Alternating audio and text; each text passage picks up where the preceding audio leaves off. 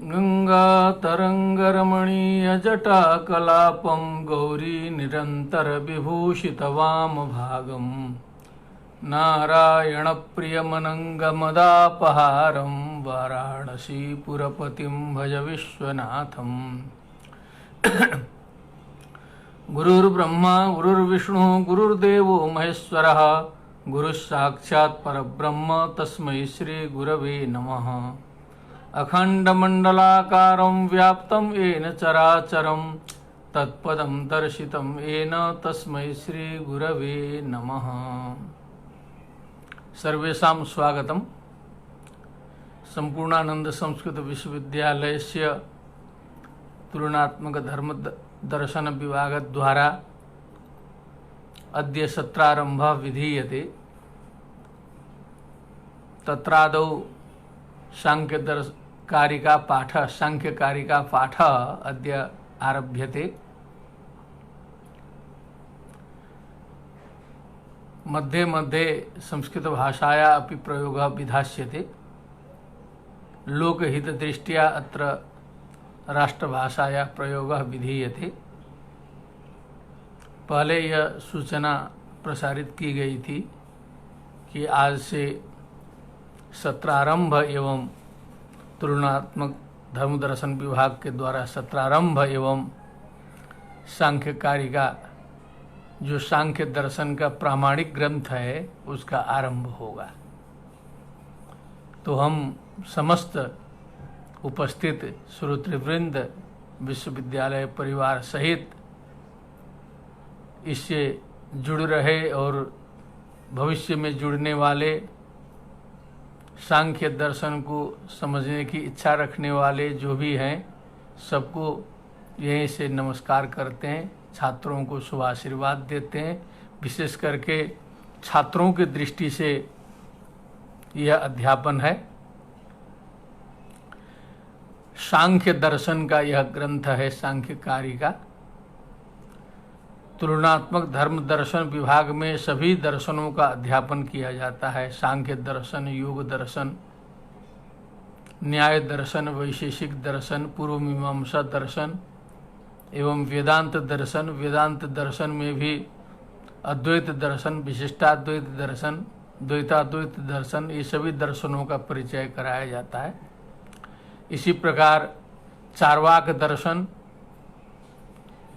और जैन दर्शन, बौद्ध दर्शन, इनका भी अध्यापन होता है। क्रमशः सुविधा के अनुसार हम एक एक दर्शन पर विचार रखते जाएंगे जो सभी के लिए लाभप्रद होगा। आज विचार करना है सांख्य दर्शन पर। सांख्य दर्शन प्राचीनतम दर्शन है। वो दिमाग में बैठाना शुरू कर दिया जाए, क्योंकि तत्कारणम सांख्य योगाधिगम्यम ज्ञात्वा देवम मुच्यते सर्वपाशैः। वेदों में भी उल्लेख आया है और महाभारत में उल्लेख है। सारे पुराणों में सांख्य दर्शन भरा पड़ा है। सारे दर्शनों में सांख्य दर्शन के तत्वों को लिया गया है। कोई दर्शन ऐसा नहीं है जो सांख्य दर्शन से उपकृत न हो। इस दृष्टि से सांख्य दर्शन बहुत प्राचीन है। ये पहला बिंदु हो गया। एक दूसरा रहस्यपूर्ण विषय है। यह किसी धर्म को नीचा दिखाना, ऊंचा दिखाना अपना उद्देश्य नहीं है। लेकिन जितना हमने पाया, ये जो भगवान बुद्ध के ऊपर भी सांख्य दर्शन का प्रभाव है। अब इसका प्रमाण हमको बौद्ध ग्रंथ से ही मिला है, तभी यहाँ मैं निवेदन कर रहा हूँ, मैं बता रहा हूँ। बुद्ध चरितम नामक एक ग्रंथ देख लें जो अश्वघोष के द्वारा विरचित है। अति प्राचीन है, प्रथम ईस्वी के आसपास का है।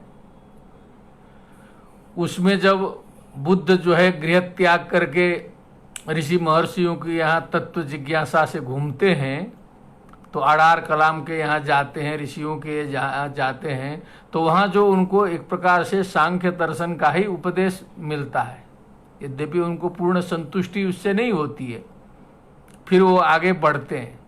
लेकिन जब बाद में तत्व साक्षात्कार बुद्ध को होता है तो चार आर्य सत्य के रूप में सांख्य दर्शन की छाया वहां दिखाई देती है। कई विद्वानों ने भी ऐसा कहा है, कोई बात नहीं, दुख की बात से बौद्ध दर्शन का प्रारंभ होता है, सांख्य दर्शन भी दुख से ही शुरू होता है, इसलिए सामंजस्य है इसमें, इतना प्राचीन है। और ये कपिल, भगवान कपिल, महर्षि कपिल, आदि मुनि कपिल सांख्य दर्शन के प्रणेता माने जाते हैं। एक कपिल भी बहुत हैं, पहले तो ये भी समझना है, एक ब्रह्मा के मानस पुत्र कपिल हैं, दूसरे जो है देवहूति के पुत्र भी कपिल हैं, और भी बहुत से कपिल होंगे। तो कौन से कपिल जो है इस सांख्य दर्शन के आदि प्रवर्तक हैं, इस पर भी थोड़ा विचार करना पड़ सकता है, क्योंकि शंकराचार्य जी लिखते हैं कि महर्षि कपिल का बड़ा सम्मान है संसार में। इसीलिए जो है मैं ठीक से सांख्य पर नहीं लिखूं, इसकी समीक्षा न करूं, तो इसकी सारी बातें लोग मान लेंगे, इसलिए गड़बड़ा जाएंगे अद्वैत की दृष्टि से। इसीलिए वो ऐसा लिखते हैं, सांख्य को प्रमुख प्रतिद्वंदी मानते हैं शंकराचार्य। और कपिल जी के शिष्य जो हैं वो आसुरी नाम से प्रसिद्ध हैं। जितना मेरे स्मरण में है मैं निवेदन कर रहा हूँ, मोटी मोटी बातें। फिर एक पंचशिख करके एक आते हैं विद्वान उसी क्रम में। वो पंचशिख जो विद्वान हैं उन्होंने एक षष्ठी तंत्र नामक ग्रंथ का प्रणयन किया था, ऐसा कहा जाता है। और महर्षि कपिल ने सांख्य सूत्रों की रचना की थी, ये एक मान्यता है।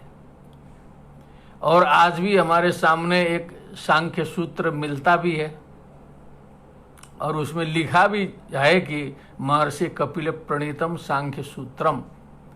परंतु इसके कपिल प्रणीत होने में संदेह है, विद्वान लोगों ने संदेह व्यक्त किया है। और हम लोग भी इसका जो अनुशीलन करते हैं तो ये जो सांख्य सूत्र जिस पर सांख्य प्रवचन भाष्य है, वो सांख्य कारिका की छाया जो है वो प्रतीत होती है, वो प्राचीन ऐसा प्रतीत नहीं होता है ठीक से समीक्षा करके देखने पर। इसीलिए निष्कर्ष रूप में सांख्य दर्शन का एक ही प्रामाणिक ग्रंथ बचता है, सांख्य कारिका। ईश्वर कृष्ण इसके रचयिता हैं। अब यह सांख्य कारिका कब रची गई, इस पर थोड़ा विचार करना जरूरी है, क्योंकि शंकराचार्य जी ने सांख्य कारिका का उदाहरण दिया है। उस सूत्रों का ज्यादा उदाहरण नहीं देते हैं, सांख्य कारिका से उदाहरण लेते हैं। वो जो भी विद्वान उदाहरण देते हैं सांख्य कारिका से सीधे लेते हैं। जैनों ने भी सांख्य कारिका का उदाहरण लिया है, बौद्धों ने भी लिया है। और एक रहस्य हमको पढ़ते पढ़ाते समय ये उपलब्ध हुआ, लगभग चौथी, पांचवी, छठी शताब्दी के पहले ही चाइनीज भाषा में सांख्य कारिका की सुवर्ण सप्तती नाम से जो है सो अनुवाद हुआ था। चौथी से लेके छठी के बीच में है, ये मान्य है। उसका सुवर्ण सप्तती नाम था। तो इसका मतलब तो काफी पहले गया। उसके बाद के सब आचार्य हैं अधिकतर जो है। और उतना ही नहीं, और पहले प्रथम शताब्दी के आसपास भी जैन विद्वानों ने जो है सांख्य कारिका का उल्लेख किया है। वैसे ही सुवर्ण सप्तती नाम से प्राकृत में लिखा है, लेकिन वो सुवर्ण उस पर नाम जुड़ा हुआ है, सुवर्ण सप्तती टाइप का ही है, प्रथम शताब्दी तक जा रहा है।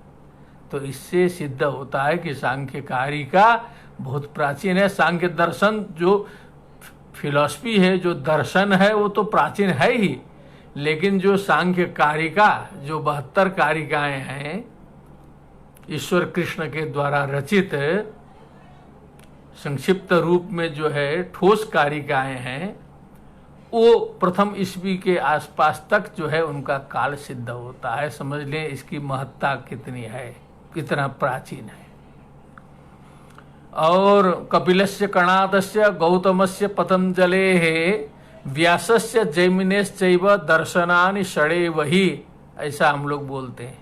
परंपरा से आया है कि आस्तिक दर्शनों में कपिलस्य कणादस्य, कपिलस्य सांख्य दर्शनम, कणादस्य वैशेषिक दर्शनम, गौतमस्य न्याय दर्शनम, पतंजलेः योग दर्शनम, व्यासस्य वेदांत दर्शनम, जैमिनेः मीमांसा दर्शनम, दर्शनानि षडेवहि, दर्शन 6 ही हैं। ये आस्तिक दर्शन के हिसाब से, आस्तिक का मतलब वैदिक दर्शन के हिसाब से कहा गया है, षडेवहि। तो वो दर्शनों में भी वृद्धि होता गया है बाद में जो है सो। वो हरिभद्र सूरी जी ने भी दर्शनों पर ग्रंथ लिखा है, जैन विद्वान बहुत बड़े थे। फिर बाद में जो है आकर के द्वादश दर्शन संग्रह आया है, 12 दर्शन हो गए। और सर्व दर्शन संग्रहकार ने तो और जो है 20-22 दर्शनों का उल्लेख कर दिया है। बहुत दर्शनों की वृद्धि होती गई है, तो बढ़ते गए हैं दर्शन भी। और असली चीज में यहाँ थोड़ा सा ये भी बताना जरूरी है कि ये दर्शन पद क्या, किसका वाचक है। तो दर्शन पद मूल रूप से ज्ञान का ही वाचक है। दृश्यते ज्ञायते विचार्यते तत्वम अनेन इति दर्शनम। हम लोग जो है उसको फिलॉसफी के साथ में को रिलेटेड करते हैं, कहीं न कहीं कुछ अंश में वो मिलता भी होगा, लेकिन दृश्यते ज्ञायते विचार्यते तत्वम वास्तविकत्वम अनेन इति दर्शनम, जिसके द्वारा वास्तविकता का बोध हो जाए, समझा जाए, वो दर्शन है। असली तत्व जिससे जाना जाए। ऐसे तो जो हम लोग देख रहे हैं वो भी दर्शन है। मंदिर दर्शन भी होता है, गुरु दर्शन भी होता है, माता पिता का दर्शन भी होता है, रमणीय स्थलों का दर्शन भी होता है। सब जगह दर्शन तो है। दर्शन डिपार्टमेंट है, दर्शन विभाग है, और उसमें फिर दर्शन विषय है, सब्जेक्ट भी दर्शन है, और पढ़ाई दर्शन है, फिर दर्शन जानना है। तो दर्शन पद बहुत्र प्रयुक्त है। तो इसीलिए सामान्य अर्थ तो होगा दृश्यते अनेन इति दर्शनम, जिसके द्वारा देखा जाए वही दर्शन है। लेकिन इतना ही पर्याप्त नहीं होता है। तत्व की दृष्टि से जाएंगे तो दृश्यते ज्ञायते विचार्यते तत्वम अनेन इति दर्शनम, ऐसा लगाएंगे तो हो जाएगा जो है कि जो असलियत क्या है उसको समझना दर्शन है। और ये सांख्य दर्शन, ये सांख्य इसका नाम क्यों पड़ा है, ये भी एक प्रश्न है। कुछ चीजें शुरू में बताना जरूरी है। सांख्य तो कहा संख्याम प्रकुर्वते चैव संख्यायन्ते अनेन इति तत् सांख्यम। तो जिसमें संख्यायन्ते तत्वानि यत्र इति तत् सांख्यम, यहाँ 25 तत्वों का वर्णन किया गया है। 25 तत्व हैं। उस 25 तत्व की संख्या को लेकर के ये दर्शन जो है प्रवृत्त होता है, विवेचन करता है। इसीलिए ये सांख्य दर्शनम है। ऐसे तो जो अर्थ घुमाना है तो वो तो घुमाने वाले तो विद्वान कहीं से कहीं घुमा देंगे। हमने श्रीमद् भगवत गीता के समय में निवेदन किया था कि शंकराचार्य जी ने संख्यायन्ते ब्रह्म तत्वम अनेन इति तत्सांख्यम वेदांत दर्शनम, ऐसा अर्थ कर दिया था एक बार जो है, हमने सुनाया भी था। सांख्यम से वेदांत दर्शनम ले लेंगे, लेकिन यहाँ पर जो है संख्या के आधार पर ये सांख्य दर्शनम है। अब ये सांख्य दर्शन से होता क्या है, क्यों ये सांख्य दर्शन जरूरी है, तो इसका संक्षेप में हम महात्म्य एक श्लोक में बताना चाहते हैं, जो उसी सांख्य दर्शन में लिखा हुआ है। उसमें लिखा है, पंचविंशति तत्वज्ञो यत्र तत्राश्रमे वसन जटी मुंडी शिखी वापि मुच्यते नात्र संशयः। पंचविंशति तत्वज्ञो, 25 तत्वों को जानने वाला, समझने वाला। यत्र कुत्राश्रमे वसन, वो किसी भी आश्रम में रहता हो, ब्रह्मचारी हो, गृहस्थ हो, वानप्रस्थ हो, सन्यास हो, कोई हो। जटी मुंडी शिखी वापी, जटी बने जटाभिर ब्रह्मचारी, मुंडी मुंडन किया हुआ है तो सन्यासी है, और वानप्रस्थी भी। और शिखी बने शिखा रखने वाला है, जटी भी नहीं है, मुंडी भी नहीं है, तो समझ लीजिए गृहस्थी है। तो चाहे गृहस्थ हो, चाहे सन्यास हो, चाहे ब्रह्मचारी हो, मुच्यते नात्र संशयः, वो मुक्त होता है, जकड़न से, अज्ञान से, दुखों से मुक्त होगा, इसमें कोई संशय नहीं है। ऐसी प्रतिज्ञा की गई है सांख्य दर्शन में जो है। इसलिए इसका बहुत अधिक महत्व है। सारे शास्त्रों में, श्रीमद् भगवत गीता में, पुराणों में सांख्य ही सांख्य है। इसलिए वेदांत के बोध के लिए, दर्शनों के बोध के लिए, पुराणों के बोध के लिए, प्रवचन के लिए, व्याख्यान के लिए भी सांख्य दर्शन का ज्ञान बहुत जरूरी है। इसलिए हम निवेदन करेंगे कि जब जब यह यहाँ पर सत्संग होगा, ये कभी कभी होगा, क्योंकि संजोग ऐसा है कि ये कल नहीं हो पा रहा है, अब ये परसों होगा, क्योंकि कल एक कार्यक्रम विश्वविद्यालय का आ गया है, इसी समय जो है उसमें भी हमें सम्मिलित होना है। तो इसीलिए आज उद्घाटन करके जो है इसको हम विश्राम देंगे, फिर परसों ये चलेगा। अब चलता रहेगा ये, क्योंकि ये अंतरात्मा से, अपनी इच्छा से है। इसलिए हम चाहेंगे कि इसका आद्योपांत पारायण हो जाए, सामान्य अर्थ जो है वो सभी के बुद्धि में प्रविष्ट हो जाए, समझ में आ जाए कि सांख्य क्या है। अब हम इसका प्रारंभ करते हैं। प्रथम श्लोक सांख्य दर्शन का है, बड़ा प्रसिद्ध श्लोक है, पढ़ने वालों के लिए, जिन्होंने अध्ययन नहीं किया, नहीं सुना होगा, उनके लिए नया लगेगा, तो भी मैं उसकी पंक्ति खोलने की कोशिश करूंगा।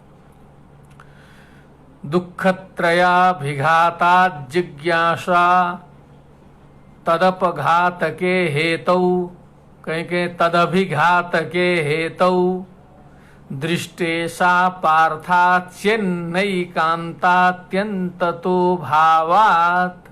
ये पूरा आर्या छंद में पूरा ग्रंथ है।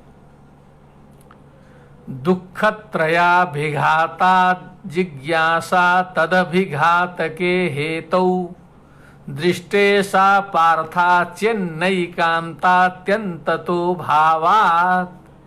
अब इसने क्या कहा कि दुख त्रय का अभिघात, दुख त्रय बोला, दुखानाम त्रयम दुख त्रयम, 3 दुख हैं बताया। 3 दुख क्या हैं? दुख समझने के लिए भी कुछ ज्ञान होना पड़ता है। जो जड़ है उसको दुख का भी पता नहीं चलता है। शास्त्र ने लिखा है सर्वम दुखम विवेकिनः, विवेकी पुरुष को ही दुख भी होता है, अनुभव होता है उसका। जो जड़ है, एकदम मजदूर है, मजदूरी कर रहा है, तो उसको सुख दुख का नहीं पता चलता है ज्यादा, केवल द्रव्य दिखाई देता है। वैसे ही पशु पक्षी जो है, सुअर है, मोटी चमड़ी वाला है, उसको भी ज्यादा दुख का अनुभव नहीं होता है। दुख होता है विवेकी को, सेंसिटिव पर्सन को, भावनात्मक जो व्यक्ति है उसको ज्यादा दुख होता है। तभी बुद्ध जी कहते हैं सर्वम दुखम सर्वम क्षणिकम, क्योंकि उन्होंने देखा है इसको। लेकिन हम लोग को नहीं दिखाई देता है, हम लोग को बस अपने घर का दुख, अपना दुख दिखाई देगा। तो यहाँ जो है सांख्य दर्शनकार ने कहा दुख त्रयाभिघातात, 3 दुख का अभिघात है, प्रहार है हमारे ऊपर। हम सभी जो हैं 3 दुखों के प्रहार से प्रहारित हो रहे हैं, प्रताड़ित हो रहे हैं 3 दुखों से। वो 3 दुख कौन कौन है? कहा आध्यात्मिक, आदि दैविक, आदि भौतिक। उसकी व्याख्या की है, बड़ी लंबी व्याख्या है, मैं संक्षिप्त रूप से बताता हूं। एक तो आदि भौतिक है, भूत संबंधी है, पृथ्वी जल तेज वायु आकाश। आप उधर चल रहे हैं, कोई बैल आ गया, मार दिया, सर्प ने काट लिया, कुत्ता काटा, व्यक्ति ने डंडे से मारा, शरीर संबंधी जितने भी जो दुख हैं वो आदि भौतिक दुख हैं, भूत संबंधी। ये कभी न कभी हमारे सामने उपस्थित होते ही हैं, उनसे हम जो है बच नहीं सकते, कभी न कभी पाला पड़ता ही है। ये आदि भौतिक दुख है। अब दूसरा है आदि दैविक, थोड़ा सा उससे और ऊपर है और सुपीरियर है। उसको लिखा है कि वज्रपात, माने उसको अशनिपात, आंधी, और ये जो समुद्र के लहरें जो है कभी शहर में घुस जाती हैं, सुनामी आ जाती हैं, बिजली गिर जाती है, वज्र गिर जाता है, और इतनी बड़ी आंधी चलेगी कि बड़े बड़े शहर उड़ जाएं उसमें जो है। तो ये आदि दैविक दुख जो हैं वो ऐसे हैं कि मनुष्य कितना भी अपना उपाय करे वो आदि दैविक दुखों से छुटकारा नहीं पा सकता है। कितना भी उपाय करे वो फंसना ही है, उसको बाढ़ आना ही है। वो स्नोफॉल होकर के जो है अमेरिका भी परेशान रहता है, वैसे ही ऑस्ट्रेलिया में भी अनेक प्रकार की समस्याएं हैं। भारतवर्ष जो है यहाँ बाढ़ प्रकोप से जो है सो पूरा परेशान अभी भी है। इसमें हमारा हाथ नहीं है, आदि दैविक प्रकोप आता है। प्रकारांतर से तो कुछ हमारा आचरण उसमें जरूर हेतु बनता है, लेकिन वो आदि दैविक के अंतर्गत है। वो दुख है, जो भोग रहा है वो जानता है क्या है बाढ़ का दुख, वज्रपात का दुख। तो ये दुख है, इससे हम मुक्त नहीं हो सकते पूर्ण रूप से। आज कोरोना वाले दुख से आप देख रहे हैं, बड़े बड़े लोग जो है, बड़े कष्ट की बात है। बहुत बड़े हमारे भारत के पूर्व राष्ट्रपति जी, उनको जो है कोरोना हो गया है, इलाज चल रहा है। अयोध्या के बड़े सम्मानित बहुत बड़े संत जी, खबर अभी आया है, नृत्य गोपाल दास जी महाराज जो सभी के पूज्य हैं, उनको भी कोरोना ने नहीं छोड़ा। बड़े बड़े मंदिरों के पुजारियों को नहीं छोड़ा। इस्कॉन मंदिर वृंदावन में जो है सो 22 कोरोना पॉजिटिव निकले तो मंदिर बंद हो गया श्री कृष्ण जन्माष्टमी की पूर्व संध्या पर ही। तो छोड़ नहीं रहा है ना कहीं भी, कितने भी विकसित करें ये तो आदि भौतिक में ही आ जाएगा वायरस वाला जो है सो। और आदि दैविक दुख, इसका पार हम नहीं पा सकते। और एक तीसरा दुख है आध्यात्मिक, जो सर्वव्यापक है। इसलिए हमने नीचे से उठाया आदि भौतिक। मान लीजिए किसी तरह आदि भौतिक पर हमने कंट्रोल किया, कोशिश करते हैं लोग जो है, उस तरह का मकान बनाते हैं, उस तरह की सुरक्षा करके चलते हैं। पशु विदेशों में तो जानवर उनवर रोड में कहीं दिखाई नहीं देते हैं, तो उससे दुर्घटना होने की संभावना न हो। लेकिन जब होना तो होता है तो हो ही जाता है, उसको कौन टाल सकता है। वहाँ भी बहुत सी ऐसी घटनाएं घट जाती हैं। और आध्यात्मिक दुख है वो शारीरिक और मानसिक दो प्रकार का माना गया है, उसको भी शारीरिक और मानसिक माना है। और शारीरम वात पित्त श्लेष्मादि, जो वात पित्त कफ श्लेष्मा आदि से जो शरीर में जो है अंदर घटित होने वाला कष्ट है वो भी हमको झेलना पड़ेगा। बाहर सब ठीक ठाक दिखाई देता है, अंदर पता नहीं क्या घटित हो रहा है। मशीन चलते चलते कब ऑटोमेटिक मशीन बैठ जाए कोई भरोसा थोड़े है। और मानसम, सबसे खतरनाक यही लगा है मुझे, शास्त्रकार भी इसी पर ध्यान देते हैं। जो मानस दुख है, जो मनस संबंधी है, ये जो हमारा दिमाग है, प्रिय वियोग अप्रिय संयोग, जो हम चाहते हैं वो हमें मिलता नहीं है। एक ही शब्द से, एक ही वाक्य से समझ लें, जो हम चाहते नहीं वो हमारे सामने हाजिर हो जाता है, और जिसे हम चाहते हैं वो हमें मिलता नहीं है। दिमाग को कष्ट हो जाता है, मन को कष्ट हो जाता है। लगभग 70-80% जो है यही दुख जो है हमें परेशान कर रहा है। साइकोलॉजिकल बीमारियां हैं 70-80%, ऐसा कभी कभी रिपोर्ट में भी आता है। जितने संसार में लोग बीमार हैं उसमें साइकोलॉजिकल डिजीज होता है। लगभग 70% तो मन से आदमी बीमार होता है, मान के बैठता है मैं बीमार हूं बीमार हो गए। तो ये जो मानसिक दुख है, इच्छा है अनेक प्रकार की, ऐसा करें ऐसा करें ऐसा करें, अब कमाते रहो, इकट्ठा करते रहो, कभी इच्छा पूर्ण नहीं होगी। प्रिय को जुटाओ, वो जो प्रिय जो है किसी दिन अप्रिय हो जाएगा, उसी में से जो है सो, तो उसी में से दुख निकल जाएगा। अरे बाप रे ऐसा हो गया जो है। वही प्रेमिका जो है धोखा दे देगी जो है। एक केस बड़ा जोर शोर से दिल्ली बम्बई में चल रहा है जो है, अब वो संदेह कर रहे हैं लोग उसी के ऊपर, लेकिन हमको उसके बिना काम चलता नहीं है जो है। तो इस प्रकार का जो मानसिक दुख है वो भी हमें घेरा हुआ है जो है। तो तीनों दुखों से, कोई आदि भौतिक दुखों से संतप्त है तो आदि भौतिक नहीं है, तो आदि दैविक दुखों से संतप्त है, नहीं तो फिर आध्यात्मिक दुखों से संतप्त है। आध्यात्मिक माने मन संबंधी।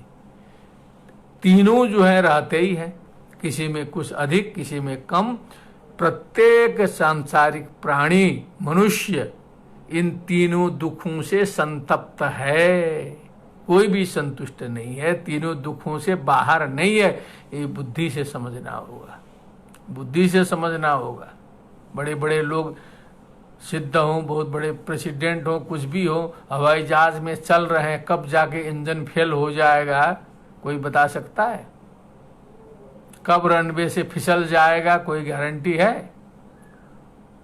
लैंडिंग और टेक ऑफ करते समय जो है कब डिसबैलेंस होगा कोई बता सकता है? सब तो खतरे के खिलाड़ी हैं, खतरे में चल रहे हैं। तो सोचने लगेंगे तो बड़ा भयानक हो जाएगा, फिर जीना खाना मुश्किल हो जाएगा।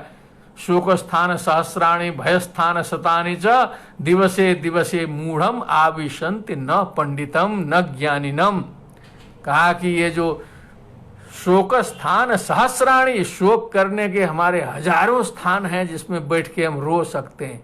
यदि आप शिकायत सुनना शुरू कर दीजिए, घरों में बैठ के अपने घरे का सुन लीजिए। हम तो थोड़ा सा झटका करते हैं कि ज़्यादा ये सब मत सुनाया करिए जो है सो, अपना झेलिए उधर से। लेकिन जब सुनना शुरू करिए तो इसका सुनिए उसका सुनिए, अनंत है। हजारों बैठ के रोते रहिए, फिर वो उसने ऐसा किया, उसने ऐसा किया, उसने ऐसा किया। अरे बाप रे, भयानक चीज है। ऐसा लगता है कि अब इसका समाधान ही नहीं होगा।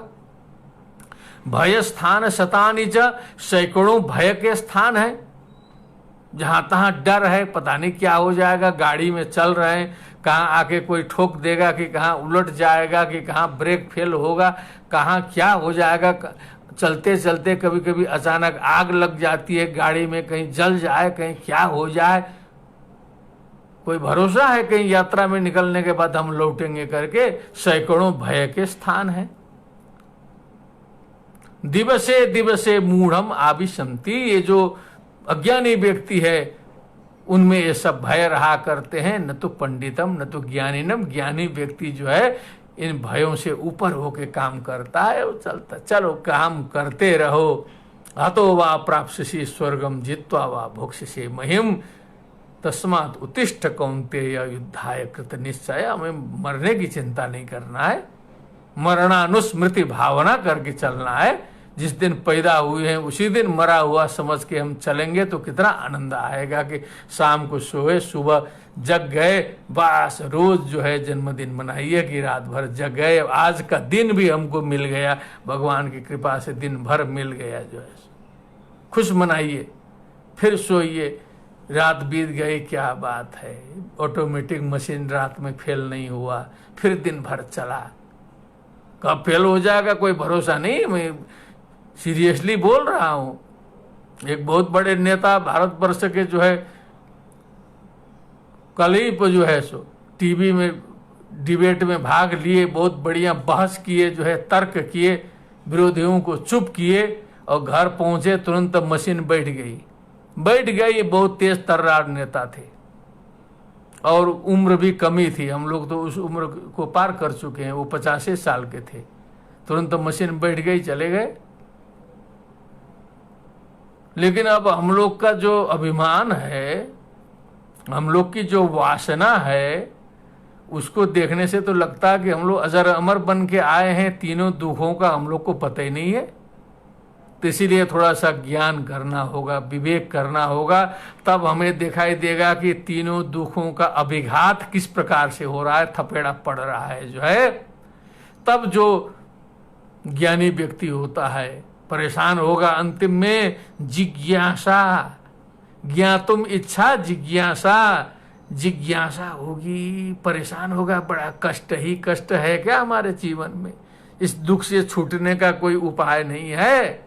तत् अभिघात के हेतु, तत् मने उन तीनों दुखों के अभिघात के मने उसको समाप्त करने वाले, हेतु मने कारण में, उसके कारण में जिज्ञासा होगी कि कौन सा ऐसा कारण होगा जिस कारण से इन तीनों दुखों की समाप्ति होगी, मैं जो है दुखों से मुक्त हो सकूं, आनंद से रह सकूं, सुखपूर्वक रह सकूं, दुख हमें न सताए, मैं दुखी न हूं। ऐसा कोई है कि नहीं चीज, ऐसी जिज्ञासा कभी कभी जानने की इच्छा इस मानव मस्तिष्क में सृष्टि काल से ही प्रारंभ हो गई। क्योंकि मानव जो है वो सबसे बुद्धिमान प्राणी है, तो उसके मन में ये जिज्ञासा हुई। पशु पक्षी में भी बहुत सी जिज्ञासाएं होती है, तो समाधान करते हैं वो लोग भी जो है। सामान्य जिज्ञासा, मानव में अधिक जिज्ञासा हुई। उस जिज्ञासा मने ज्ञातुम इच्छा, जानने की इच्छा, उन तीनों दुखों को विनाश करने के हेतु में जिज्ञासा हुई। ठीक, इतना बैठ गया सही सही। दृष्टे सा पार्था चेत न ऐकांतात्यंततो भावा, तब उसकी पंक्ति खोलनी है। अब यहां पर उन्होंने कहा, विद्वान ने, एक दृष्ट उपाय है, एक अदृष्ट उपाय है। दृष्ट मने प्रत्यक्ष उपाय, दुख निवारण का जो प्रत्यक्ष उपाय हमारे सामने विद्यमान है उसको कहते हैं दृष्टे। एक दूसरा है तत्व ज्ञान वाला उपाय, अदृष्टे मने जो दिखाई नहीं देता है, लेकिन उपाय है वो भी जो है, आंख से नहीं दिखाई देगा, बुद्धि से दिखाई देगा। तो जब हमको दृष्टे सामने में जब उपाय मौजूद है, फिर अदृष्टे पर हम नहीं जाएंगे। सोचने की बात है, ये सांख्य के माध्यम से हम सब जगह कवर कर देंगे, पूरा तत्व में जाएंगे सब जगह जो है, भागवत उगवत सब सारा तत्व इसी में आ जाएगा जो है। जब यदि समस्त दुखों का निराकरण हम दृष्टे मने हमारे प्रत्यक्ष उपलब्ध संसाधनों से यदि दुखों का शमन कर सकें, तो हम जो न देखे हुए जो साधन है वहां हमारी प्रवृत्ति क्यों होगी। अक्केचिन मधुबिंदेत किमर्थम पर्वतम व्रजेत, जब हमारे घर में ही जो है शहद मधु उपलब्ध हो जाता है मधुमक्खी पालने से, किमर्थम पर्वतम व्रजेत, तो क्यों जो है पहाड़ पर शहद लेने के लिए जाएं, फिर पेड़ काटें, बड़ा मेहनत करना पड़ता है। गांव में ऐसा किया गया है, पहले जो है बड़ी मेहनत से शहद लाते थे, लेकिन जब यही शहद उपलब्ध है क्यों पहाड़ पर जाएगा। इसीलिए यदि हम यहीं पर समाधान कर लें दुखों का, तो फिर उसके चक्कर में हम क्यों पड़े फिर इन दुकानदारी के। इतने जो दुकान दुखों को समाप्त करने के लिए चले हैं, इनकी क्या जरूरत है। क्या बढ़िया है। दृष्टे सा अपार्था, सा मने वो जो पहली जिज्ञासा थी, अपार्था व्यर्था। यदि उपाय यहां निकल जाए तो उपाय वो जो है वो आध्यात्मिक उपाय जो है वो व्यर्थ है, तत्व वाला उपाय व्यर्थ है। जैसे जैसे बहुत सी जो समस्याएं अल्प विकसित, अर्ध विकसित, विकासशील देशों में दिखाई देती हैं, वो समस्याएं विकसित देशों में नहीं दिखाई देती। जिन समस्याओं से हम लोग भारतवर्ष में जूझ रहे हैं और हम लोग से भी पिछड़े देश जितने जूझते होंगे, वो समस्याएं आप विकसित देश में जाएंगे तो उनसे वो नहीं जूझेंगे, जूझने की आवश्यकता नहीं पड़ेगी। बिजली की समस्या नहीं है, पानी की समस्या नहीं है, यातायात की समस्या नहीं है, ट्रैफिक की समस्या नहीं है, अनुशासनहीनता की समस्या नहीं है, अड़ोसी पड़ोसी के टेंशन की समस्या नहीं है। ये 50 परिवार लेकर के इतना लंबा टेंशन पालने की जरूरत नहीं है। सारी समस्याएं तो एकदम माइनस करके जो है 10% कर दिया है ना, धीरे से देखेंगे तो आप लोग जो जितने अभी कोई विदेश का सुन रहा होगा, तो विदेश का जो भी होता है, चाहे भारतवर्ष से गया, नेपाल से गया, भूटान से गया, इतने न है जगह जाने का। इधर से जो है सनातन परंपरा अनुयायी का मूल कहाँ है? भारत, नेपाल, उसी से जो है वो भूटान में भी गया। तो मूल रूप से तो भारत नेपाल नाम अलग अलग है, लेकिन सब एक ही संस्कृति के उपासक तो हैं, यहीं से तो गए हैं। तो यहाँ का जो अनुभव करके आप लोग गए हैं, तो आप लोग कभी कभी सोचते होंगे ना, कैसे थे, क्या था, भुला जाता है। बड़ा दिमाग जो है ना, बड़ा शातिर होता है। यहाँ जो है पूरा जिंदगी भर जो झेल के गए हैं 30-40 साल, वहाँ 10 साल रह करके बनारस में आए लोग तो घबरा जा रहे हैं 2 मिनट में ट्रैफिक देख करके। अरे यहाँ नहीं चल पा रहे हैं, ऐसा है वैसा है, धूल धक्कड़, यह है वो है। अरे महाराज क्यों इतना परेशान हो रहे हो? जिंदगी तो आप इधर गुजारे हो 40-50 साल का, 10 साल में इतना फैला रहे हैं आप जो है सो। कुंभ में गए एक संत जी, हमारे मित्र हैं, बड़े भाई हैं अमेरिका के। अब वो 12 साल अमेरिका रह गए, श्रद्धा भक्ति तो है, कुंभ में जाके जो है 3 दिन रहे, उसी में बम बोल गए, एकदम पानी बरस गया उसी में पूरा का पूरा बम। तो कहा कि अब तो हम लोग बस मन से स्मरण कर रख सकते हैं, शरीर से तो अब हम लोग जो है धर्म करने लायक नहीं रह गए, क्योंकि शरीर सुविधा भोगी हो गया जो है सो, झेल नहीं पाएगा अब जो है सो। तो बहुत से दृष्ट उपाय लगा करके आपने जो है समस्या का समाधान कर दिया, भूकंप रोधी बना दिया, भूकंप की समस्या का समाधान कर दिया, आंधी से भी न बिगाड़ने वाले मकान बना दिए। तो जितने भी आदि भौतिक है, बैल कहीं दिखाइए नहीं देगा, कुत्ता कहीं निकलने ही नहीं दिए तो कहाँ से काटेगा, सांप ऊप सब गायब कर दिए तो कहीं कोई समस्या ही नहीं है। ये जो वृश्चिक दंश इत्यादि का भय ही नहीं, तो लगेगा कि अरे आदि भौतिक दुख पर तो हमने विजय प्राप्त कर लिया, आ गए, अभिमान तो आएगा। हम लोग को इधर नहीं आता है, लेकिन उधर आ सकता है विदेश में। और आदि दैविक में भी बहुत से ऐसे उपाय कर दिए, जैसे ये जो भूकंप है, जापान वगैरह में सब ऐसे मकान बनाए हैं कि भूकंप का असर ही नहीं रहेगा। बाढ़ इत्यादि का भी नियंत्रण का उपाय कर लिए हैं, बरसात नाली वोली इधर उधर लगभग काफी उस पर भी नियंत्रण प्राप्त कर लिए हैं। पूरा तो नहीं हो पाता है, लेकिन एक प्रकार का उनको लगता है कि हम लोग जो है दूसरे की तुलना में, विश्व की तुलना में बहुत हम लोग समाधान कर दिए आदि दैविक का भी। लेकिन आध्यात्मिक वाले में फेल खा जाते हैं, आध्यात्मिक वाले में नहीं चलेगा जो है। मन तो खराब है, उनका भी खराब है, चाहे कितनों विकसित हो, कुछ भी हो। एक मेरा शिष्य था, निम्पा रिम्पोचे, बौद्ध हो गया था जो है सिक्किम में, अमेरिका का, तो बड़ा प्रिय शिष्य बन गया। हमने पूछा बाबू यहाँ तो तुम देख रहे हो, 10 साल से हो, अमेरिका से हो, वहाँ कैसा है, यहाँ कैसा है, बहुत अच्छा देश है तुम्हारा, सुनते हैं। अमेरिका का लड़का है, प्रत्येक से पूछा है, मैं सही से इस बात सुना रहा हूँ, सत्य बोलना चाहिए।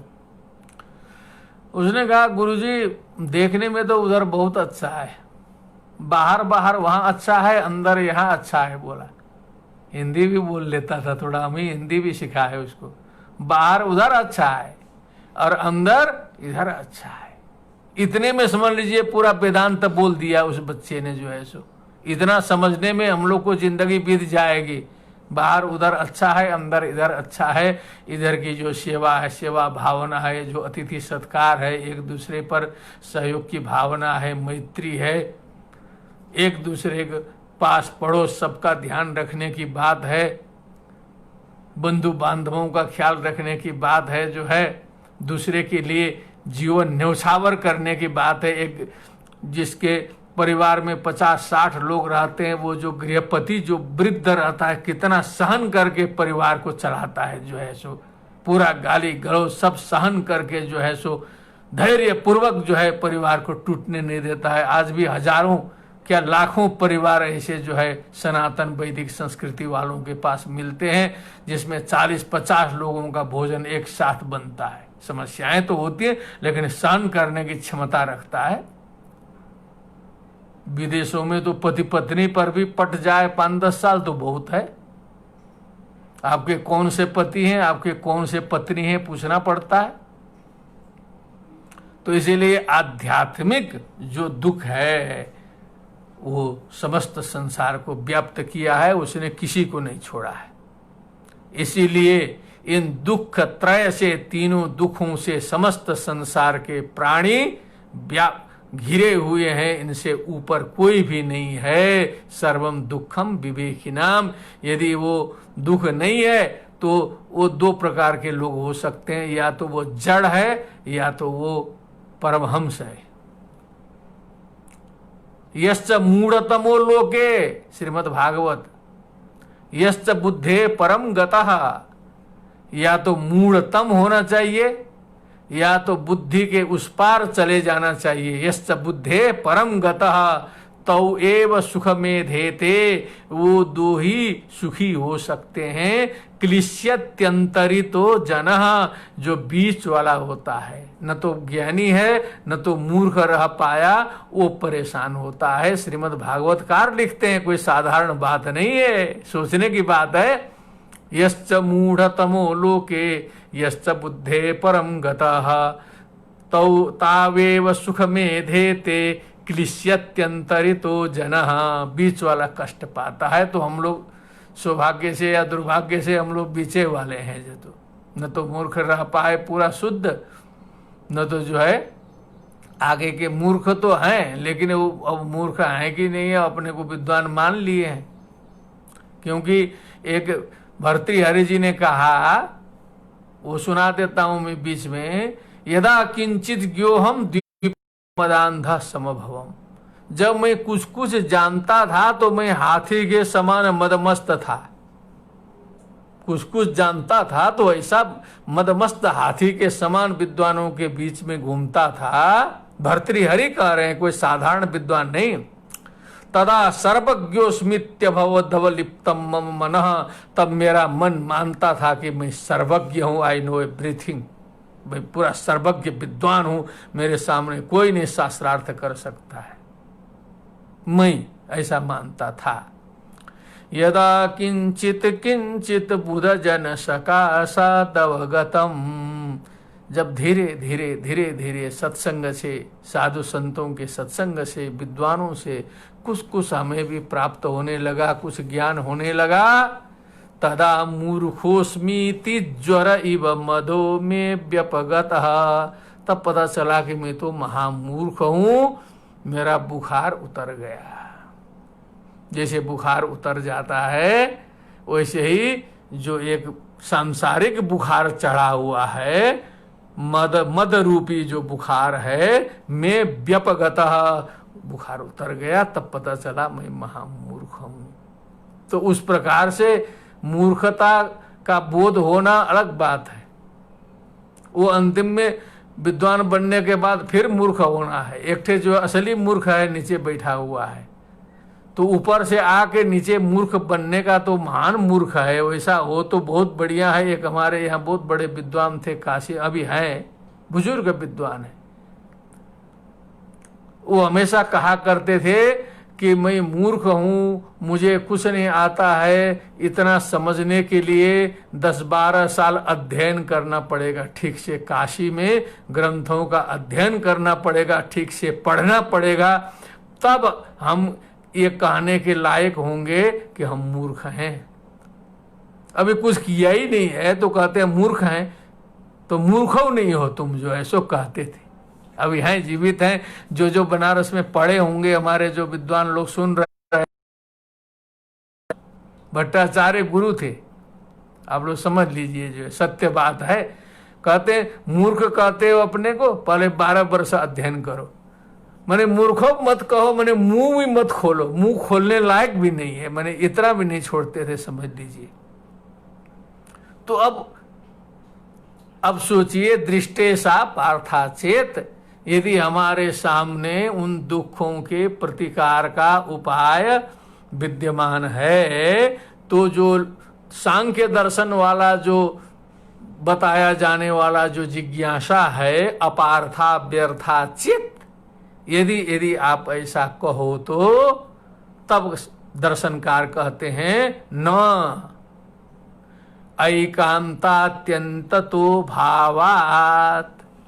उसका तात्पर्य यही है कि सांसारिक उपायों से, दुख निवृत्ति के उपायों से जो दुखों का निवारण होता है वो ऐकांतिक रूप से नहीं होता।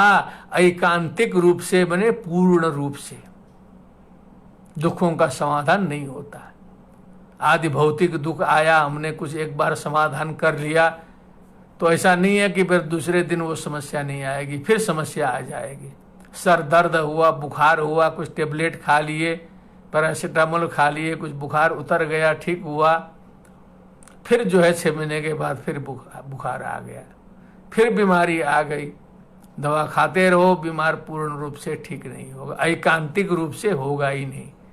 और जो आदि दैविक दुखों का निवारण भी ठीक से नहीं होगा पूर्ण रूप से। हम उधर का समाधान किए, इधर बाढ़ आ जाएगी, उधर पुल बनाया, इधर का टूट जाएगा। वो अनंत है, वो कहीं कुछ समाधान पूरा होने वाला नहीं है। वैसे ही मानसिक उपाय, मानसिक जो है वो भी जो है प्रिय वियोग अप्रिय संयोग, ठीक है मेरा प्रिय दूर चला गया, या तो प्रिय के पास चले जाओ या तो प्रिय को यहीं ले आओ, और रखते रखते साल 6 महीने में 2 साल में वो जो प्रिय ही अप्रिय हो जाएगा। कुछ गड़बड़ाएगा मैटर जो है, कुछ बैंक बैलेंस खाली कर देगा, या तो फिर जो है मौका मिलेगा तो 1,50,000 लेकर के रात में रफू चक्कर हो जाएगा। ऐसी घटनाएं आती हैं। तो अब जो प्रिय था वो अप्रिय हो गया, और जो अप्रिय था वो किसी कारण से जो है कुछ उसका काम फंसा, कुछ संजोग जुटा, वो प्रिय होने लगा जो है। सो फिर झगड़ा चलता था जिंदगी भर, बाद में दोस्ती हो गई। तो ये प्रिय अप्रिय का कोई मतलब नहीं है, सब यहाँ तो कांटेक्ट है, कुछ स्वार्थ है, कोई न कोई मतलब है। कहीं जाति के नाम पर, कहीं धर्म के नाम पर, कहीं संप्रदाय के नाम पर, कहीं देश के नाम पर, कहीं किसी प्रयोजन के नाम पर हमारी जो है मित्रता और एकता और अखंडता बनी है। गंभीर है मैटर। अब वो सब हेतु समाप्त हो जाएंगे जिस दिन समाप्त। जो नवयुवक युवतियों का बड़ा ऐसा प्रिय प्रेम चलता है कि पूरी दुनिया फेल होती है उसके सामने जो है सो। लेकिन धीरे धीरे जब जो मसाला ढीला होने लगता है, अट्रैक्शन कम हो जाएगा सब जो है, पर देखिए बाद में वही जो है सो शत्रु के समान हो जाएंगे। इसीलिए विदेशों में तो कुछ झगड़ा होगा, ले लो डिवोर्स, ले लो, तुरंत छोड़ के चले जाते, ज़्यादा टेंशन नहीं करते। और भारतवर्ष में तो अपना चलना है, एक बार कांटेक्ट हो गया तो जो है सो जिंदगी भर चलते रहना है। 1-2% कहीं डिवोर्स होगा, नहीं तो नहीं होता है। लेकिन ये भी साइकोलॉजिकल इफेक्ट है ना। वो प्रेम तो अब यहाँ तो जो है अरेंज मैरिज, तो प्रेम तो जबरदस्ती उत्पन्न करना है पड़ते बाद में। लव मैरिज और डेंजर है। अरेंज मैरिज में जो परिचय नहीं है, एक बार शादी कर दिया उसके बाद प्रेम बुलाओ, तो बुलाया हुआ प्रेम कहाँ से आएगा? अब कुछ दिन में गायब हो जाएगा। और जब तक सामर्थ्य रहेगा तब तक पति हावी होगा, धीरे धीरे धीरे धीरे पत्नी जो है अपना कब्जा करते चलेगी, करता चलेगी, वृद्धावस्था में जाके पत्नी हावी हो जाती है।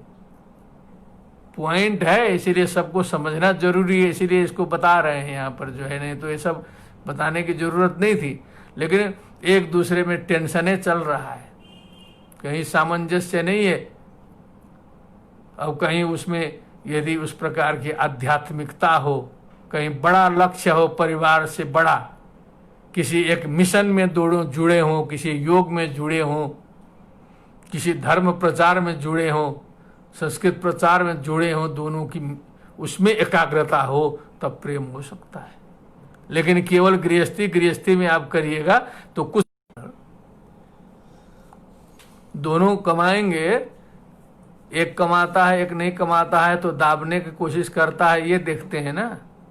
तो हमने ये भी देखा कि दोनों कमा रहे हैं तो और समस्या है उसमें, जो है दोनों में अभिमान है, हम क्यों तुम्हारी बात माने, तुम क्यों हमारी बात माने। तो इस पर हम किसी दिन चर्चा कर देंगे। दंपति पर सुनना चाहते हैं हमारे मित्र भी लोग, तो एक भारतीय संस्कृति के अनुसार दाम्पत्य संबंध की जो महत्ता है, शास्त्रीय महत्ता है, उसको भी बताएंगे, और जो रियलिटी है, वास्तविकता है, वो भी बताएंगे, साइकोलॉजिकल भी बताएंगे, प्रैक्टिकल भी बताएंगे, सबको जो है। बीच बीच में दूरभाष वाले थोड़ा परेशान कर रहे हैं। तो कहने का मतलब जो सांसारिक जो दुख निवृत्ति के जो उपाय हैं वो स्थायी नहीं है, पूर्ण रूप से दुखों का समाधान नहीं कर सकते। ये अनुभव से देखा जाता है, समझने की बात है। एकांतिक रूप से दुख की निवृत्ति इन सांसारिक उपायों से नहीं होगी, इसीलिए तत्व जिज्ञासा करना जरूरी है। जिज्ञासा जरूरी है, और तत्व ज्ञान से ही संपूर्ण रूप से दुख की निवृत्ति हो सकती है। ये निष्कर्ष निकला। अब जो है ये हमें समझना होगा। तत्व मने क्या है? तस्य भाव तत्वम, जो जैसा है उसको उसी रूप में समझने का नाम तत्व है। अब समझ तो हम लोग उतने पाएंगे जितना हमें समझने का सामर्थ्य प्रकृति से, सृष्टिकर्ता से मिला है। ये भी पहले ध्यान रखना है। असीमित समझ हमारे पास नहीं है। मैं उधर के व्याख्यानों में कह चुका हूं कि जैसे हमारी दृष्टि सीमित है, वैसे हमारा जैसे श्रवणेन्द्रिय सीमित है, वैसे हमारी बुद्धि की भी एक सीमा है। अब उसके अंदर का जो तत्व होगा उतना तो हम लोग समझ लेंगे, लेकिन जो उसके बाहर का जो तत्व होगा वो हमारे बस का नहीं रहेगा। इसीलिए अब जिसको जो पकड़ में आए, अंधे को जो है हाथी का पैर पकड़ में आया तो कहा हाथी खंबा जैसा होता है। तत्वज्ञानियों की हालत है, क्योंकि उधर तो दिखाई तो देता नहीं है। तो अंधे ने हाथी का पैर पकड़ा तो कहा हाथी कैसा होता है? खंबे जैसा होता है। किसी ने सूंड पकड़ा तो कहा कि हाथी कैसा होता है? तो एकदम सर्पाकार होता है, सर्प जैसा गुदगुदा रहा है। किसी ने कान पकड़ा तो कहा कि सुरपा, सूप जो है चावल फटकने वाला। अनेक प्रकार से हाथी की बात लोग किए जो है सो एक एक अंग पकड़ के, लेकिन जो दृष्टि नहीं है वहाँ हाथी देखने की, वैसे ही वो एक उपलक्षण से समझाया गया कि जो तत्व है वो अंधे के द्वारा हाथी के ज्ञान करने के समान है। वैसा समझना पड़ेगा, इतना गंभीर है वो। इसलिए उस पर जिज्ञासा हमें करनी पड़ेगी। और वो सांख्य दर्शन ने एक रास्ता, एक मार्ग हमारे सामने रख दिया है, क्लियर कट शॉर्टकट, इजी, बड़ा सरल भी है। एक रास्ता दिया सांख्य दर्शन ने कि इस शुरू से लेके अंत तक पूरा बात समेट दिया है अपना। जो है बाद में खंडन मंडन करने वाले करते रहे दुनिया में, जो है सब सांख्य के खंडने में टूट पड़े, लेकिन सांख्य ने जो क्लियर कट बात किया है, आदिकाल से जो किया है, उसके बहुत से विषयों को सबको लेना भी पड़ता है। ऐसा नहीं है बिना सांख्य दर्शन से कुछ ग्रहण किए कोई भी दर्शन पूर्ण नहीं होता है, लेकिन जो है उसी का खंडन भी करना पड़ता है, क्योंकि आज जैसे सारे संसार के लोग जो है वैदिक सनातन धर्म के खंडन करके अपने जीविका चला रहे हैं। बोलिए सियावर रामचंद्र की जय। गंभीर बात है, एक खंडन मंडन करने का नहीं रहेगा तो लोग जिएंगे कैसे? चाहे क्रिश्चियन धर्मावलंबी हो, चाहे मुस्लिम धर्मावलंबी हो, चाहे जो भी हो, और वो खड़ा होके बोलेंगे तो कहेंगे वैदिक सनातन धर्म हिंदू धर्म ही तो टारगेट रहेगा ना। क्योंकि वो जातिवादी धर्म है, तो बहुदेवतावादी धर्म है, तो अंधविश्वासी धर्म है, 50 जो है 33 करोड़ देवता मानता है, भेदभाव करता है, मनुष्य में अनेक प्रकार के संप्रदायों में फंसा है। सबसे गड़बड़ जो है धर्म कोई है तो वही हिंदू धर्म है। उसकी आलोचना करते करते कितने लोग पार हो गए जो है सो। अब वो आलोचना करने का कोई मैटर रहेगा नहीं तो मुंह से बोलिए नहीं निकलेगी फिर जो है सो। बहुत गंभीर चीज है, समझ लीजिए कि ये दार्शनिक ग्रंथ है। ये हमारे जो बौद्ध दर्शन वाले भी हैं, और वैदिक दर्शन की आलोचना नहीं करेंगे तो बौद्ध दर्शन बनेगा कहाँ से? आलोचना तो करनी पड़ेगी। जैन दर्शन का भी खुराक वही है, सांख्य दर्शन का खंडन नहीं करेगा, वेदांत का खंडन नहीं करेगा, न्याय का नहीं करेगा तो खड़े नहीं हो सकता है। वो सब तो थोड़ी सी बाहरी बात है, हम लोग के अंदर भी वही समस्याएं हैं। सांख्य योग न्याय मीमांसा जो है आपस में जो है नहीं कोई बाहरी रहेगा तो आपस में लड़ना शुरू करेंगे, कि स्वभाव है मनुष्य का। जब तक बाहरी रहेगा तो उससे लड़ेंगे, और बाहरी नहीं है कोई तो अपने देश के लोग बचे हैं तो बस उसी देश में फिर कहेंगे कि ये उत्तर का है, ये दक्षिण का है। नेपाल में कहेंगे ये पूर्विया है, ये पश्चिमा है। अब तो जाति उति सब शुरू हो गया है। नेपाल में भी अनेक प्रकार के सीता मंगुराली क्या क्या, दलित उत्थान समिति, तो बौद्ध अलग है, उधर क्रिश्चियन अलग है, मुसलमान अलग है, पूर्विया पश्चिमा अलग है। भिड़ने के लिए तो काफ़ी मीटर बना लिया है वहाँ भी जो है सो। और भारत में तो बहुत सी है जो है उत्तर दक्षिण ये है, वो लड़ते रहेंगे। मुसलमान नहीं हो रहेगा तो आपसे में लड़ेंगे, वो भी हिंदू रहेंगे, हिंदू लड़ेंगे। फिर उसके बाद जो है वैष्णव बचेंगे, मान लीजिए भगवान की कृपा से, कहेंगे ये बड़गलई है तो ये टिंगलई है, तो ये दक्षिण का वैष्णव है, तो ये उत्तर का वैष्णव है, तो ये है तो वो है, ये निम्बार्की वैष्णव है, ये मध्वाचारी है, तो श्री वैष्णव है। उसी में महा झगड़ा जो है, श्री वैष्णव में भी झगड़ा होगा। चाहे हम लोग चाहे 12 ने 24 तिलक लगा लें, उत्तर भारत वाले दक्षिण भारत में जाएंगे तो 2 नंबर ही होंगे। बोलिए सियावर रामचंद्र की जय। गलत नहीं बोलते हैं यहाँ बैठ करके जो है। और भारत और नेपाल के क्रिश्चियन चाहे वो कितनों गॉड के चक्कर में पड़े, कितनों प्रेयर करें, वो 2 नंबर ही होंगे जो है। क्रिश्चियन जो है 1 नंबर ही कभी नहीं हो सकते। जाके वो रोमन में और अमेरिका में बराबरी का स्थान नहीं प्राप्त कर सकते। 2 नंबर ही रहेगा। तो हमारे अंदर तो भूत बैठा है यहाँ तो इस भूत को भगाए बिना तो कहां से तत्व जिज्ञासा होगी। तो ये इस दृष्टि से ये सांख्य दर्शन बहुत महत्वपूर्ण है। मेरे कहने का तात्पर्य ये है। इसीलिए मेरा निवेदन है, अब हमें विश्वास है कि हमारे विभागीय जो छात्रवृंद हैं, शोध छात्र हैं, वो भी सब सुन रहे होंगे, और जो भी अपने मित्र लोग हैं, कुछ लोग वरिष्ठ लोग, कनिष्ठ लोग, सब सुन रहे होंगे। सभी को सुनना चाहिए और अपने भी चिंतन मनन करना चाहिए, क्योंकि हमारे विवेक के द्वारा, हमारी समझ के द्वारा जो बात आई है वो हम यहाँ प्रस्तुत करते रहेंगे। चिंतन मनन आगे चलता रहेगा तो ज्ञान का विस्तार होता जाएगा, क्योंकि ये ज्ञान अनंत है। अनंत शास्त्रम बहुला च विद्या स्वल्पश्च कालो बहुविघ्नता च यत्सारभूतम तदुपासनीयम हंसो यथा क्षीर मिवाम्बु मध्यात कहा। अनंत शास्त्र हैं, अनेक प्रकार की विद्याएं हैं। आज का समय बहुत कम है, उसमें भी विघ्न बाधाएं बहुत अधिक हैं, प्रॉब्लम बहुत ज्यादा है।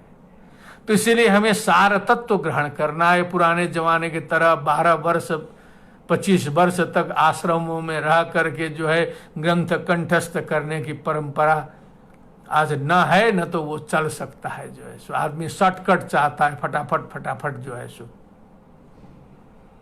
तो इसीलिए कहा हमसो यथा क्षीर मिवाम्बु मध्यात, जैसे जल के बीच में से जो है क्षीर का अर्थ जो है दूध भी होता है, और वो जो कमल नाल का जो विषतंतु है उसको भी क्षीर कहा गया है। जल के बीच से जो है उसको ग्रहण करता है, जैसे हंस जो है, उसी तरह सार तत्व को विद्वान को लेना चाहिए। इतने इतने बड़े ग्रंथ हैं लेकिन उसका कुछ सार तत्व निकलता है। अष्टादश पुराणेषु व्यासस्य वचन द्वयम परोपकार पुण्याय पापाय परपीडनम।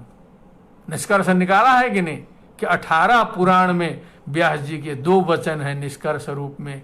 परोपकार पुण्याय, यदि पुण्य करना है, अच्छा कार्य करना है तो दूसरे की मदद करिए, दूसरे का उपकार करिए।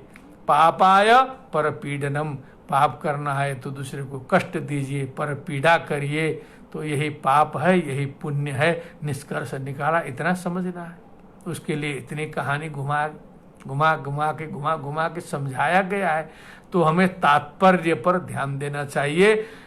निष्कर्ष रूप में हम ये कहना चाहते हैं कि वह मार्ग, वह पंथा, वह तत्व वही उचित है जिससे मन प्रसन्न हो, हमारे कर्म से किसी दूसरे को कष्ट न हो, दूसरे व्यक्ति को शारीरिक मानसिक किसी भी प्रकार का कष्ट मेरे मन वचन कर्म से न हो, सुख पहुंचाएं सबको, और स्वयं भी प्रसन्न रहें, दूसरे को भी प्रसन्न कर सकें। यदि इतना हम कर सकें तो एक आध्यात्मिक मार्ग होगा, यह एक दर्शन का मार्ग होगा, यह एक ज्ञान का मार्ग होगा। ये पृथ्वी की रक्षा करेगा, इस मानवता की रक्षा करेगा, डूबती हुई धरती को ये बचाएगा। ये बराह होगा, बराह अवतार यही है। ये जो हिरण्याक्ष की कथा पंडित जी लोग सुनाते हैं ना, हिरण्याक्ष हम ही लोग यहीं घूम रहे हैं, लोगों का दिमाग उधर चला गया। हिरण्याक्ष नाराज होकर के पृथ्वी को डुबो दिया, तो हम सोचते थे कैसे डुबो दिया, क्या डुबो दिया। तो कुछ भगवान ने सोचते रहिए बैठ करके तो कुछ न कुछ बुद्धि दे देते हैं भगवान। तो एक दिन मेरे विचार में आया कि हिरण्यम अक्षिणी यस्य स हिरण्याक्ष, ओ जिसके आंख में सोना चढ़ा हुआ है वो हिरण्याक्ष है। जिसके आंख में सोना, डॉलर, पैसा जिसके दिमाग में चढ़ गए, आंख में, मैंने सबसे पहले तो आंखें में जाता है ना, वो हिरण्याक्ष है। वो पृथ्वी को डुबा रहा है। ये सारी पृथ्वी जो आज कोरोना से संत्रस्त है ना, पृथ्वी को डुबाया है मनुष्य ने, जो है सारी प्रकृति को ध्वस्त किया है, पूरा पंच तत्व को प्रदूषित किया है। ये हिरण्याक्ष जो है एक एक व्यक्ति है जो है जिसके दिमाग में केवल सोना चढ़ा हुआ है, आंख में जो है सोना, मने सारा धन संपत्ति कमाओ कमाओ, लूटो खसोटो, दोहन करो, नीचे से पानी निकालो, सब करो, तो पृथ्वी डूबेगी। अब उसके लिए फिर बराह कैसे आएंगे, क्या आएंगे, फिर भविष्य में चर्चा करते रहेंगे। इन कथाओं का तात्पर्य है हिरण्यकशिपु सोचे क्या है, तो कशिपु बने तो भागवत में कशिपु शब्द का अर्थ दिया है बिस्तरा। जो सोने का जो पलंग है उसको कशिपु दिया है, कहीं और जगह नहीं मिला है। श्रीमद् भागवत का स्पेशल अर्थ है कशिपु मने पलंग, मने सोने का। और हिरण्यकशिपु मने सोने की पलंग, वो अभी आ गया ना, वहाँ आंख में जो है सोना चढ़ा हुआ था, यहाँ सोने की पलंग बना रहा है, हिरण्यकशिपु हो गया।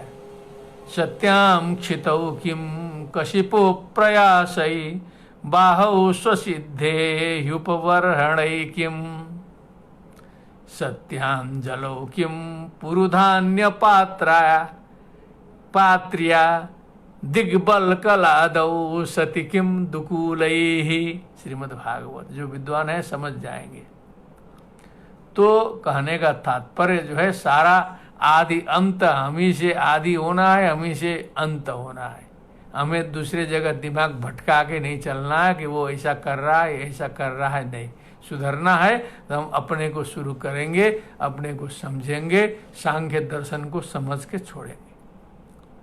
कम से कम 72 कारिकाएं कंठ हो जाएं, सारे समझ में आ जाएं, तो देखिएगा जैसे ये पिंड जो है इतना प्रवचन लायक हो गया है, आप सबके मुखार बिंद से भी ऐसे ही धारा फूटेगी।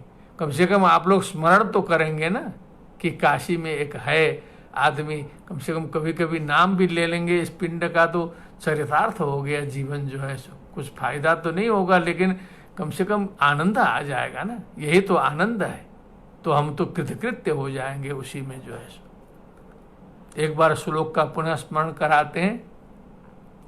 दुःखत्रयाभिघातात् जिज्ञासा तदभिघातके हेतौ दृष्टे सा अपारथा चेत न ऐकांतात्यंततो भावात्। ऐकांतिक रूप से सांसारिक उपायों से दुख निवृत्ति संभव न होने के कारण तीनों दुखों को मिटाने के हेतु में जिज्ञासा करना आवश्यक है।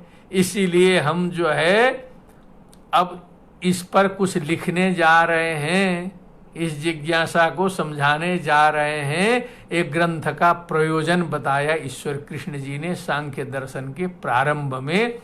इसी के साथ में ये जो तुलनात्मक धर्म दर्शन विभाग के द्वारा प्रवर्तित सत्रारंभ के अवसर पर प्रवर्तित ये जो व्याख्यान माला है, आप सभी सम्मान्य व्यक्तियों ने जो है इसका श्रवण किया है, इसके लिए मैं बहुत कृतज्ञ हूँ। और कल इस पर विश्राम रहेगा।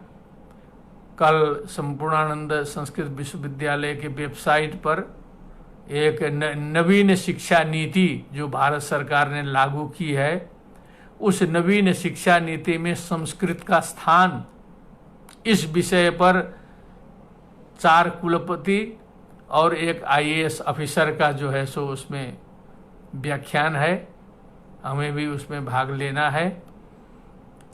परसों जो है 15 तारीख को 12 बजे हमारा जो है स्थितप्रज्ञ पर व्याख्यान है। संस्कृत शौर्यम वेबसाइट पर जो है उसका प्रचार उच्चार हो गया है। 12 बजे से 1 बजे तक जरूर उसका श्रवण करें, स्थितप्रज्ञ पर स्पेशल। और फिर परसों शाम को जो है अपनी ये सांख्य कारिका की कक्षा भी हम लोग की चलेगी। इसी के साथ मैं यहाँ उपस्थित समस्त सांख्य दर्शन प्रेमी, दर्शन शास्त्र प्रेमी लोगों को बधाई अर्पित करता हूँ। बाबा विश्वनाथ की ओर से जो है सभी को आशीर्वाद समर्पित करता हूँ। सर्वे भवन्तु सुखिनः, सर्वे सन्तु निरामयाः, सर्वे भद्राणि पश्यन्तु, माँ कश्चित् दुःख भाग् भवेत्। ओम शांति शांति शांति।